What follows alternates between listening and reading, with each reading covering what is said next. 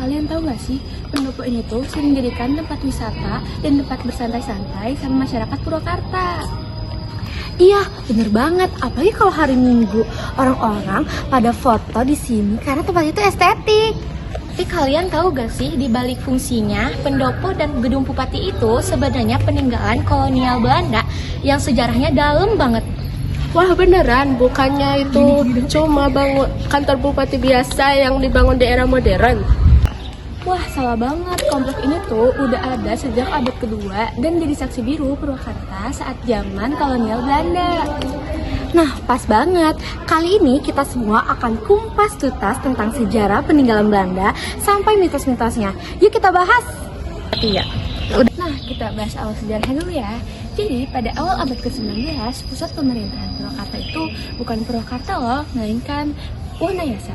Dan pemerintahannya itu bukan Purwakarta, melainkan kabupaten bernama Karawang.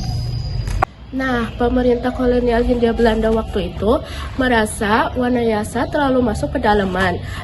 Udaranya terlalu dingin, jalannya berbukit-bukit. Jadi susah buat Belanda memobilisasikan tentara dan mengangkut hasil perkebunan.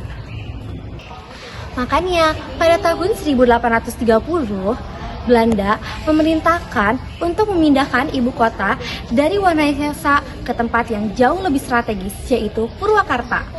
Purwakarta itu memiliki arti yang keren loh. Purwa adalah pemulaan, sedangkan Karta adalah tempat yang aman atau ramai.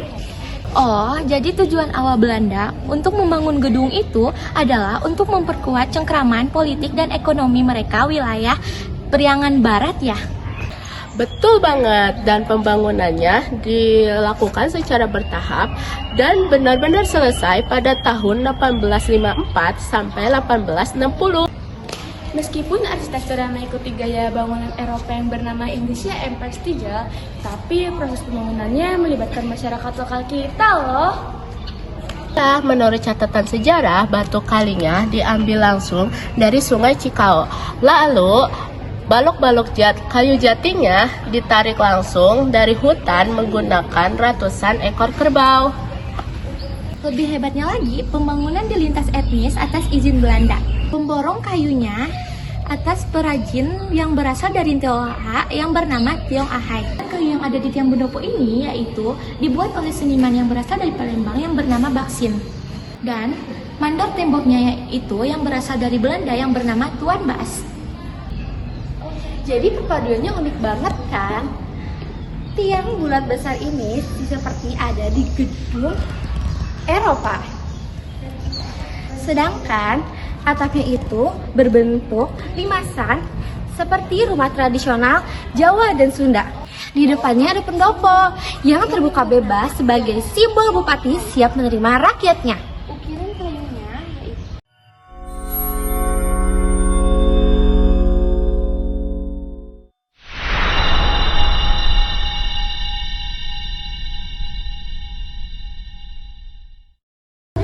Karena komplek gedung ini usianya sudah sangat tua, di masyarakat akhirnya berkembang mitos-mitos mistis.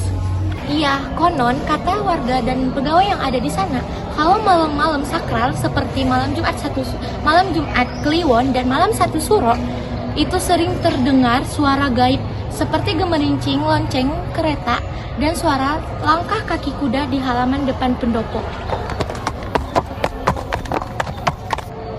Padahal aslinya mah nggak ada sama sekali. Gak cuman itu, ada juga mitos tentang hubungan spiritual dengan penguasa Laut Selatan, Nyi Roro Kidul.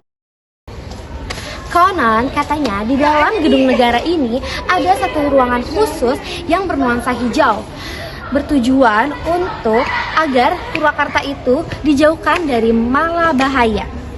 Terus ada juga mitos tentang kutukan jabatan, di mana pada zaman bupati dahulu dipercaya kalau tidur di dalam gedung negara ini kita bakal sakit sakitan. Makanya sempat ada bupati di era modern pada tahun 80-an sampai tahun 90-an yang membangun rumah dinas terpisah karena enggan tidur di dalam gedung negara bangunan Belanda ini. Kalau dipikir-pikir, mitos-mitos ini sebenarnya ada fungsi positifnya gak sih buat dari bangunan peninggalan Belanda ini? Tentu aja, Secara tidak langsung, mitos ini membuat masyarakat punya rasa hormat dan segan. Jadi, orang-orang tidak berani merusak, mengotori, atau melakukan hal-hal yang aneh di dalam kompleks area pemerintahan yang sakral ini. Nah, bener banget. Jadi, baik cerita tentang Belanda kolonialnya maupun mitos lokalnya, itu semua termasuk dalam bagian kearifan lokal wisata Pendopo ini. Nah, karena dari situ, wisata Pendopo ini memiliki banyak cerita yang sangat mahal.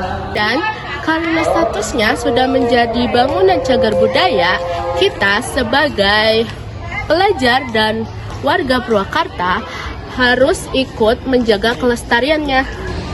Kesimpulannya, Gedung Bupati dan Pendopo yang sering kita lihat ini sebagai tempat wisata hari ini ternyata menyimpan banyak sejarah peninggalan kolonial Belanda pada abad ke-19. Kita semua jadi lebih peduli untuk belajar sejarah lokal dan menjaga bangunan cagar budaya yang ada di sekitar kita. Terima kasih sudah menonton kelompok kami. Sampai jumpa. Dadah. Mulai lagi.